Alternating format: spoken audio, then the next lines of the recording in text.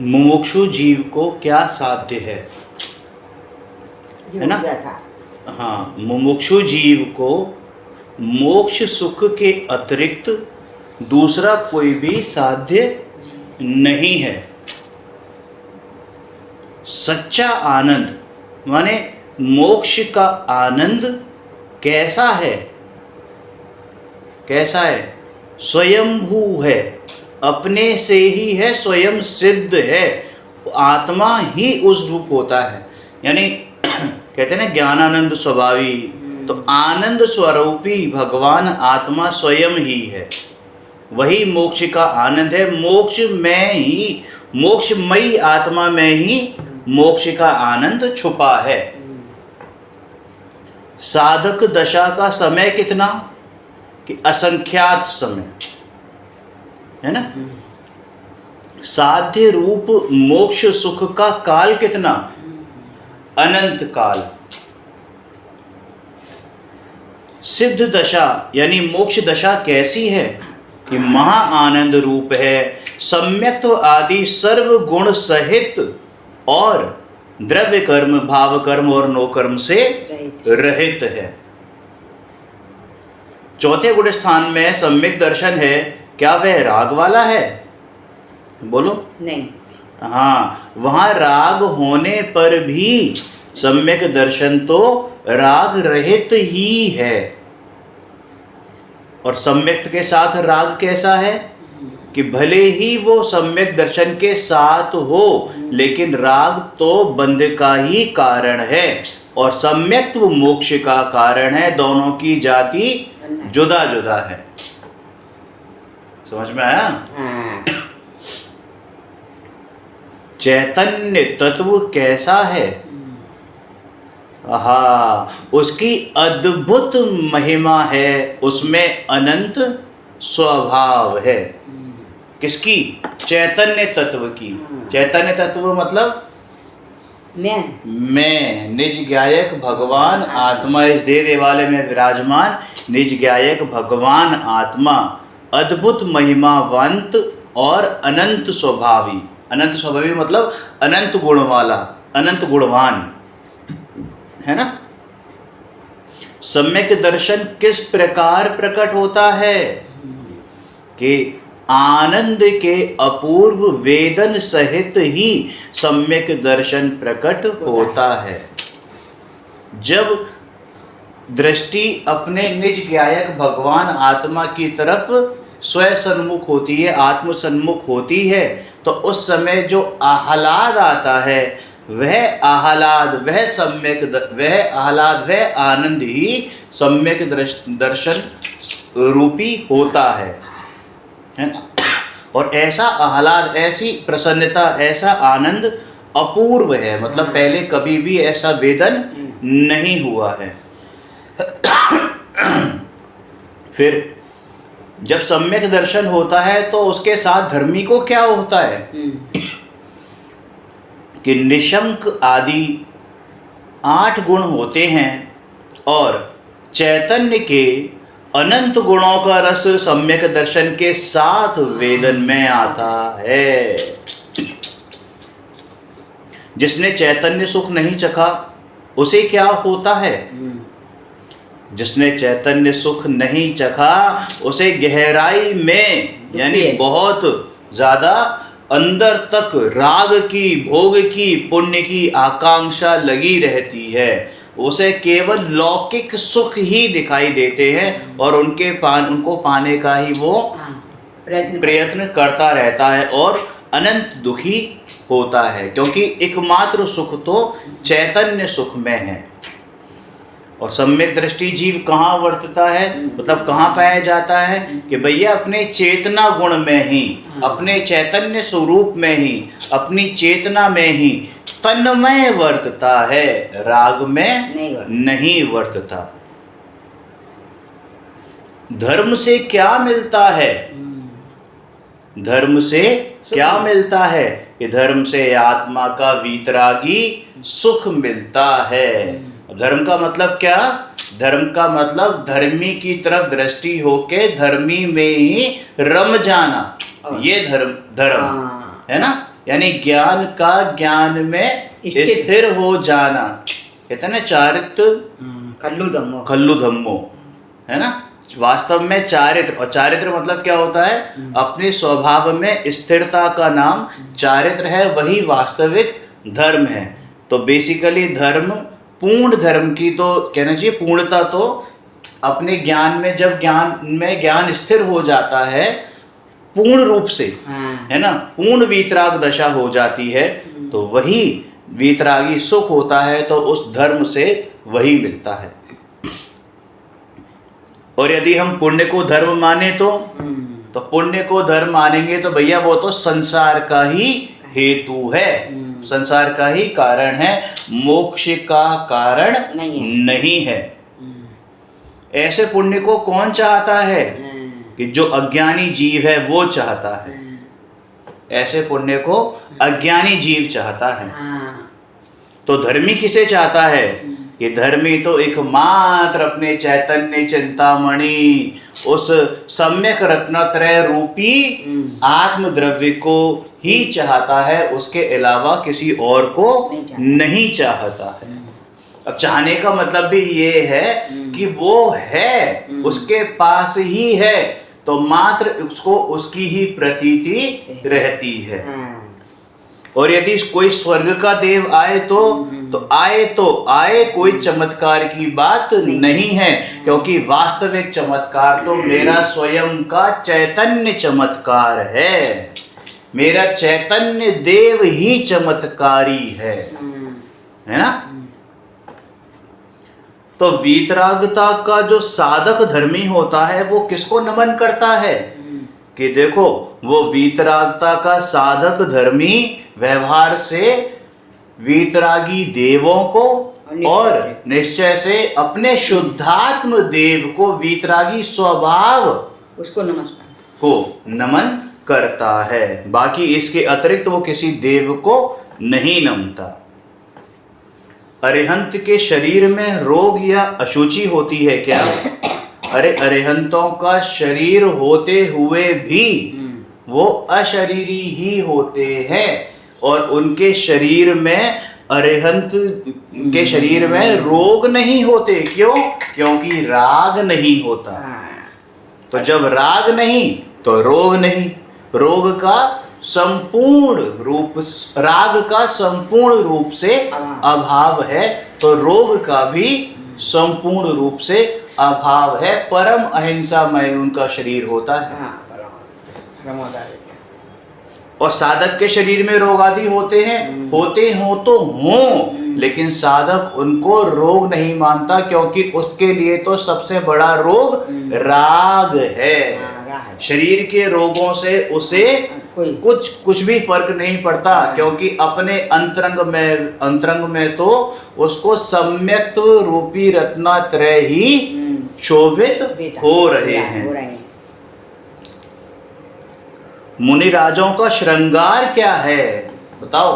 3 कषाय रहित उनका जो मुनि राजों का श्रृंगार, ये तो व्यवहार से बात हो गई। अच्छा। निश्चय से तो मेरा रत्नात्रय, निश्चय रत्नात्रय ही मेरा मुनि राजों का श्रृंगार है।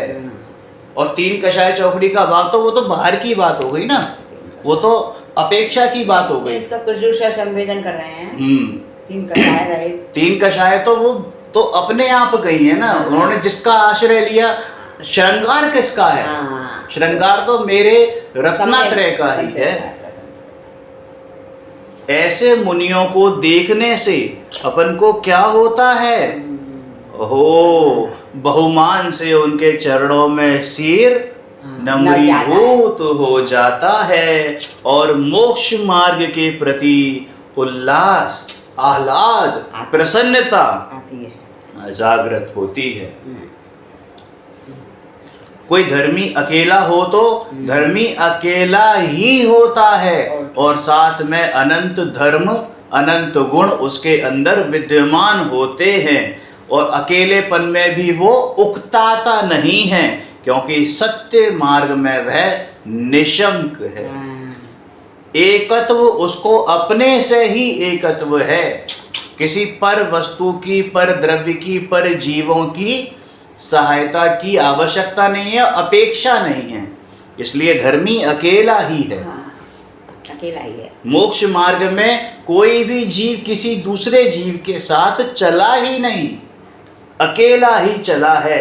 आप अकेलो अब तरे मरे अकेलो होए, है ना, यूं कहूँ इस जीव को साथी सगा न कोई। तो जैसे माता को पुत्र प्रिय है, वैसे धर्मी को क्या प्रिय है? व्यवहार से बात करें तो धर्मी को प्रिय साधर्मी है, और निश्चय से बात करें तो धर्मी को तो मेरा निज शुद्धात्मा ही प्रिय है, रत्नात्रय ही प्रिय है। धर्म की सच्ची प्रभावना कौन कर सकता है? जिसने स्वयं धर्म की आराधना की हो, वही सच्चा प्रभावक हो सकता है। धर्मी को चक्रवर्ती पद का भी मद क्यों नहीं है? क्योंकि धर्म चक्र के मुकाबले वो उस राज चक्र को कुछ भी नहीं समझता, क्योंकि उसके चैतन्य पुंज के आगे चक्रवर्ती पद भी फीका लगता है। 6 खंड की विभूति उसके आत्म वैभव के आगे फीकी है, कूड़ा है। तो चक्रवर्ती पद का भी उसको लोभ नहीं है। तुझे ये मनुष्य का उत्तम अवतार मिला है, तो इसको पाकर अब क्या करना? आत्म कल्याण करना है। ये अपने चैतन्य भगवान आत्मा की आराधना द्वारा इस भवों के अंत का उपाय करना। ये भव का अभाव करने के उपाय हेतु मिला है।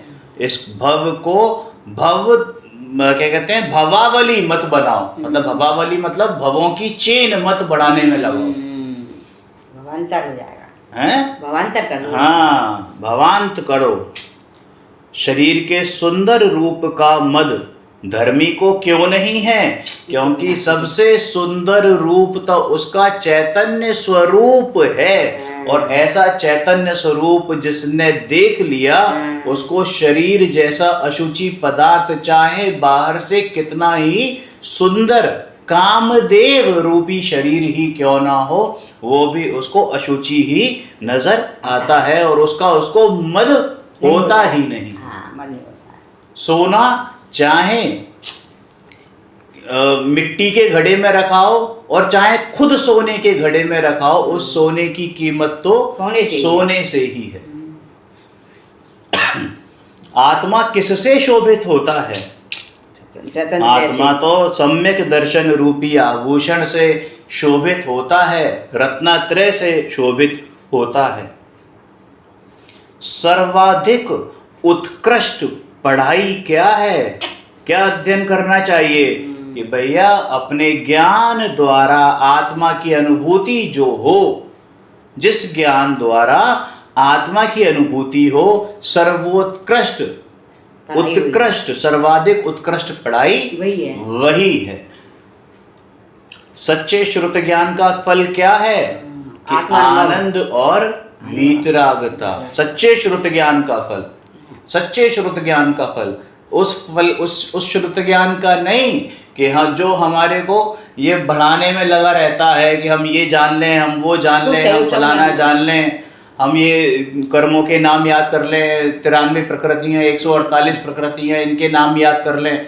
अरे इनसे कुछ होने जाने वाला नहीं है। याद रहें तो ठीक, ना याद रखें तो और भी अच्छा, क्योंकि तुझे अपने जानने में अवकाश है, तुझे अपने जानने की तेरे को मोहलत मिली है, तो तू अपने को जान, वही सच्चा श्रुति ज्ञान है ना।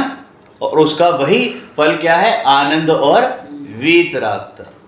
शिवभूति मुनिराज को अपने का भान हुआ, तो फिर किसी ने कुछ नहीं पूछा कि उनको नमोकार मंत्र आता है कि नहीं आता है, 7 तत्वों के नाम पता है या नहीं पता है, कोई फर्क नहीं पड़ता। भरत और बाहुबली लड़े तब क्या हुआ? अरे भाई, भरत और बाहुबली लड़े ही नहीं, लड़े तो उनकी असमान जातीय द्रव्य पर रियायत थी। भरत और बाहुबली तो उन पर्यायों के नाम थे। वास्तव में वो दो जीव तो अपनी ज्ञान चेतना में ही मस्त थे। अज्ञानी जीवों को वो लड़ते हुए दिखते थे, लेकिन फिर भी अपने में मस्त थे। दोनों की ज्ञान चेतना भिन्न ही थी, उस लड़ाई रूप कार्य से, उस परिणामों से भी भिन्न थी। सम्यक दर्शन तो किसी भी धर्म में हो सकता है ना। धर्म में, किसी भी धर्म में, किसी भी धर्म में। अच्छा, धर्म से मतलब यहाँ पर मत है। अच्छा, है ना। तो भैया जैन मार्ग के अलावा कहीं भी सम्यक दर्शन नहीं है, मालूम ही नहीं है क्या? क्योंकि सम्यक दर्शन जिसको होगा वो होगा जैनी ही। अब जैनी का मतलब ये नहीं कि यहाँ पर हमने नाम के आगे जैन लगा लिया या कुल में पैदा हो गए तो वो जैनी। जैनी माने सर्वज्ञ की वाणी जिसने सुनी होगी, हाँ, उसी को होगा। सर्वज्ञ की वाणी का धारक, सर्वज्ञ की वाणी का ग्राहक और सर्वज्ञ की वाणी का पालक जो होगा उसको ही सम्यक दर्शन होता है, और वह ही सच्चा जैनी होता है। एक भी अरिहंत, एक भी सिद्ध, एक भी सम्यक दृष्टि जीव अजैनी हुआ ही नहीं आज तक, चाहे वो अजैन कुल में पैदा हुआ हो, लेकिन स्वभाव से तो जैन ही है। सम्यक दर्शन होने पर जीव को क्या हुआ कि सम्यक दर्शन होने पर जीव को पंच परमेष्टि की, सम्यक दर्शन होने को जीव को क्या हुआ कि वह पंच परमेष्टि की जाति में जा मिला। पंच परमेष्टि की जाति कौन सी है कि मेरी स्वयं की जाति है। कौन सी? अरिहंत, सिद्ध, आचार्य, पाठक, साधु है, परमेष्टि पर सब आत्मा की अवस्था है, आत्मा ही है शरण। तो ऐसी पंच परमेष्टि की जाति में जा मिला सम्यक दर्शन होते ही।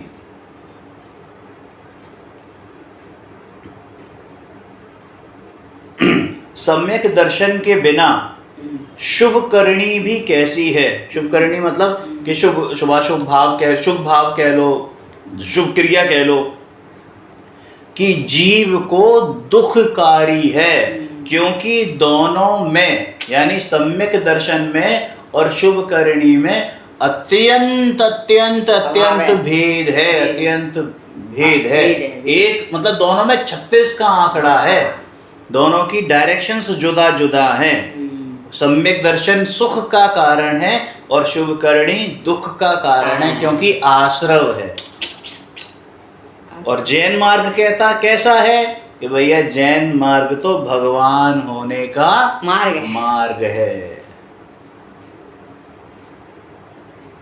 3 काल और 3 लोक में जीव को क्या श्रेय है कि सम्यक्त के समान कुछ भी श्रेय नहीं है।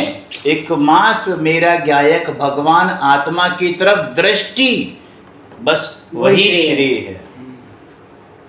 चैतन्य के जितने धर्म हैं उन सबका मूल क्या है कि दंसण मूलो धम्मो, माने कि वस्तु स्वभाव की यथार्थ श्रद्धा सर्व धर्म का मूल है। यानी सम्यक दर्शन ही सर्व धर्म का मूल है। तो जीव को शीघ्र क्या करने योग्य है कि जीव को शीघ्र अतिशीघ्र सम्यक्त्व करने योग्य है। व्यर्थ काल ना गवा, सम्यक्त के लाभ का यह उत्तम अवसर है। उसने बताया ना कि एक आलसी जीव को भी ज्यादा से ज्यादा 6 महीने का समय लगता है अपने में पुरुषार्थ कर, स्वयं सन्मुखता का पुरुषार्थ कर, ज्यादा से ज्यादा 6 महीने में तुझे सम्यक की प्राप्ति हो जाएगी। नहीं तो काल तो एक समय की बात है। अंतर मुहूर्त मात्र में, वो भी जगन्य अंतर मुहूर्त मात्र में उसको सम्यक दर्शन की प्राप्ति हो सकती है। वो तो उत्कृष्ट काल बताया, उत्कृष्ट काल बताया है। अगर सच्चा पुरुषार्थ रहा, आचार्य तो खुद कहते हैं आड़तिया बनकर कि भैया अगर तेरे को 6 महीने में सम्यक दर्शन ना हो, जैसा मैं कहता हूं वैसा भाव, वैसा पुरुषार्थ कर, तो ये सम्यक दर्शन ना हो तो हमसे ले लेना। बिल्कुल। कहने का तात्पर्य यही था कि यह सच्चा पुरुषार्थ रहेगा, और अगर तेरे को 6 महीने में सम्यक दर्शन नहीं हो रहा, इसका मतलब तूने पुरुषार्थ गलत किया नहीं। गलत किया, उल्टा किया, विपरीत पुरुषार्थ। राग के रास्ते से मोक्ष में जाया जाता है क्या? नहीं भाई, राग तो संसार मार्ग है। एक क्षण मात्र के लिए भी राग में जाना संसार की तरफ ले जाना है। तो मोक्ष का मार्ग क्या है कि भैया, मोक्ष का मार्ग तो सम्यक्त सहित स्वानुभूति और वीतरागता है। सम्यक्त को और शुभ राग को कोई संबंध है क्या? सम्यक्त का और शुभ राग का कि नहीं, दोनों में अत्यंत अत्यंत अत्यंत अत्यंत भाव हैं। दोनों भाव कैसे हैं? अत्यंत भिन्न है। 36 का आंकड़ा है। शुभ राग तो संसार मार्ग है और वहीं सम्यक मोक्ष मार्ग है। सम्यक होने पर क्या हुआ कि ज्ञान की धारा राग से छूटकर क्या हुआ कि ज्ञान की धारा राग से छूटकर मोक्ष की ओर चली। सम्यक होने पर क्या हुआ कि ज्ञान की धारा राग से छूटकर मोक्ष की ओर चली। संसार में भ्रमता हुआ जीव पूर्व में क्या नहीं पाया? एक वो ही नहीं पाया। एक तो जिनवर स्वामी और दूसरा सम्यक। अब यहाँ जिनवर स्वामी का मतलब क्या कि जिनेंद्र भगवान के दर्शन तो इसने किए व्यवहार से, लेकिन जो जिनेंद्र भगवान में निज भगवान को देखना था वो नहीं पाया। जिनेंद्र भगवान के द्वारा बताया हुआ जो सच्चा मार्ग था वो नहीं पाया। मार्ग बता रहे हैं लेकिन उसको एक कान से ना सुना, दूसरे से निकाल दिया। तो ये कहा जाता है कि उसने जिनवर स्वामी को, जिनेंद्र भगवान को नहीं सुना, नहीं पाया, और इस कारण से सम्यक दर्शन भी नहीं पाया। लेकिन ये जीव भगवान के पास तो अनंतों बार गया है, गया हो, लेकिन वो जाकर भी अछूता ही रहा, ना जाए बराबर ही रहा, क्योंकि उसने भगवान को पहचाना ही नहीं। भगवान को पहचाना ही नहीं। भगवान को पहचाने तो क्या हो कि भैया, जिसने अपने शुद्ध आत्मा को पहचाना उसने भगवान को पहचाना। जिसने निज दर्शन किया उसने वास्तव में जिन दर्शन किया। क्योंकि जिनेंद्र भगवान कभी नहीं कहते कि तू मेरे आगे हाथ जोड़, तू तो उसके आगे नम्रीभूत हो जिसके आगे हम नम्रीभूत हुए। शुद्ध आत्मा की पहचान और सम्यक दर्शन होता है यदि उसने भगवान को पहचान लिया। जिसने अरिहंत को द्रव्य गुण पर्याय से जान लिया उसने सच्चे शुद्ध आत्मा को जान लिया और उसका मोह क्षय को प्राप्त होता है। तो ये अनंत जीव जो हैं वो मोक्ष को प्राप्त हुए हैं। तो फिर वो सब क्या क्या करके मोक्ष को प्राप्त हुए हैं? अरे ये करना वाली बुद्धि छोड़ के मोक्ष को प्राप्त हुए हैं। ये छोड़ने वाली बुद्धि छोड़ के मोक्ष को प्राप्त हुए हैं। सम्यक दर्शन से ही अनंत जीव मोक्ष को प्राप्त हुए हैं। क्या कोई जीव सम्यक दर्शन के बिना मोक्ष को प्राप्त हुआ है या हो सकता है? 3 काल में संभव नहीं है। सम्यक की सरस महिमा सुनकर क्या करना कि जागो, सावधान हो जाओ, स्वानुभव करो। यही सम्यक प्राप्ति का यथार्थ उपाय करो। सम्यक की सरस महिमा सुनकर केवल महिमा गाते मत रहना, उसको अपने शुद्धात्मपने में अंगीकार करना, अपने शुद्धात्मा को की तरफ दृष्टि करना, उसका अनुभव करना, सम्यक की प्राप्ति का उपाय करना। तो जो भगवान ऋषभ देव थे उनके जीव को सम्यक प्राप्त कराने के लिए मुनियों ने क्या कहा? हे आर्य, यह सम्यक की प्राप्ति का अवसर है, इसलिए तू आज ही सम्यक को ग्रहण कर। तो यह सुनकर ऋषभ देव के जीव ने क्या निर्णय किया कि मुनियों की उपस्थिति में उसी समय सम्यक दर्शन प्रकट किया। इस उदाहरण से क्या निर्णय करना, क्या समझना कि सम्यक ग्रहण कर, अभी के अभी वृथा में काल मत गवा। जो सम्यक्त का सच्चा पुरुषार्थ करता है उसे सम्यक्त की प्राप्ति अवश्य होती ही है। देखो ही है लिखा हुआ है, होती ही है। देवों के अमृत से भी उत्कृष्ट रस कौन सा है? आनंद रस नहीं, अतीन्द्रिय आत्म रस अमृत से भी उत्कृष्ट है। सम्यक का अतीन्द्रिय आत्मरस अमृत से भी उत्कृष्ट है। अरे वो देवों का जो अमृत है वो तो अमृत भी नहीं है, चलो मिलावटी है, क्योंकि कुछ समय के लिए कार्यकारी होता है, वापस से वही निगोद में जाएगा, मनुष्य में आएगा, त्रियंच में जाएगा। है अगर अमृत होता तो कभी मरते ही नहीं देव। माला क्यों मुरझाती?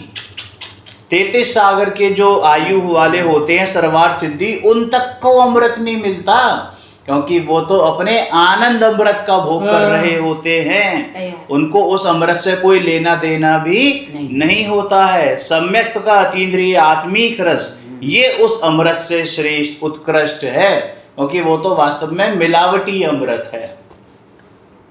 सम्यक दर्शन होने पर क्या हुआ कि सम्यक दर्शन होने पर आत्मा में मोक्ष का सिक्का लग गया, माने मोक्ष की मोहर लग गई। मोहर लग गई होता है ना, टिकट करा लिया फ्लाइट का और वीजा के लिए अप्लाई नहीं किया, तो भैया तुमने क्या किया फिर? तो तुमने टिकट कराया, वीजा भी अप्लाई कर दिया और उसकी मोहर लगी, अब तुम चले ही जाओगे। आनंद रस की अपूर्व धारा उल्लसित हुई। अच्छा, तो ये बताओ, ये तो पंचम काल चल रहा है, तो इस सम्यक दर्शन, इस काल में सम्यक दर्शन पाया जा सकता है कि सम्यक दर्शन काल डिपेंडेंट नहीं है, काल पर निर्भर नहीं है, काल कारण नहीं है। इस काल में अनंत जीव गए हैं, अनंत जीव जा सकते हैं, है ना। काल पर निर्भर नहीं है सम्यक दर्शन, मुझ पर निर्भर है, बाधा नहीं डाल दिया। हाँ, इसलिए हे जीव तू आज ही इस सम्यक को धारण कर।